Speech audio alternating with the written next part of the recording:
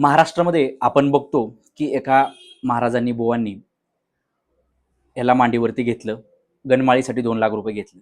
खरं पाहता प्रत्येकाची सदसद विवेक बुद्धी असते आणि आपण परमात्माचं किंवा भगवंताचं अस्तित्व नाकारू शकत नाही, परंतु सदसद विवेक बुद्धीच्या वरती जाऊन खरं काय खोटं काय हे करणं, काय करावं काय न करावं हे आपण जाणलं पाहिजे. तर विषय आहे, आपण वरती बघितलं असेल की अशा प्रकारचं महाराजांनी गैरकृत्य केलं की एखाद्याला मांडीवर बसवलं, एका लहान मुलीबरोबर गैरप्रकार केला आणि एखाद्याकडून पैसे घेतले, ब्लॅकमेल केलं, हे केलं, हे आपण सगळं व्यवस्थितरित्या रोज बघत असतो.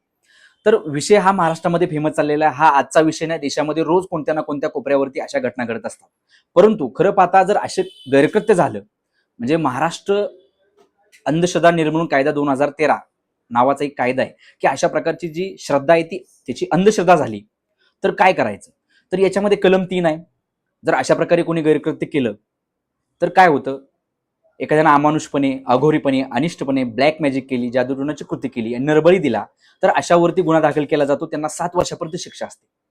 म्हणजे काय, हे जे काय मीडिया ट्रायल किंवा आता जे काय चालू आहे, ऑनलाईन एखादी बुवा होतो, त्याचे शिष्यमंडळी काय जो काय गैरप्रकार करतात, तर त्याच्या विरोधात आपण महाराष्ट्र अंधश्रद्धा निर्मूलन 2013 अंतर्गत कलम 3 अंतर्गत त्यांच्यावरती केस दाखल करू शकतो. 420 318 BNS नुसार नवीननुसार त्यांच्यावरती शिक्षा करू शकतो.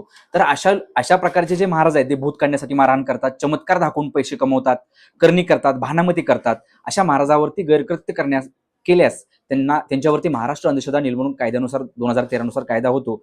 त्यामुळे आपली भगवानावरती श्रद्धा असावी, परंतु ती अंधश्रद्धा कधी होते, त्याची अंधश्रद्धा कशी होते, तर ती अंधश्रद्धा कमी करण्यासाठी किंवा अंधश्रद्धा झाल्यानंतर काय होतं याचा आपण आज रोज एक नवीन बातमी ऐकतो. तर खरं तर माणसानं सदसद विवेक बुद्धी ठेवून या सर्वावरती विश्वास ठेवावा आणि श्रद्धाची अंधश्रद्धा कशी कमी करावी किंवा श्रद्धेमध्ये कसं राहावं, अंधभक्त कसं होऊ नये याचा विचार करावा आणि त्याप्रमाणे या कायदा सुद्धा या गोष्टी नियंत्रित करण्याचं कसं काम करतो याच्यासाठी हा आजचा व्हिडिओ आपल्यासाठी बनवलेला आहे.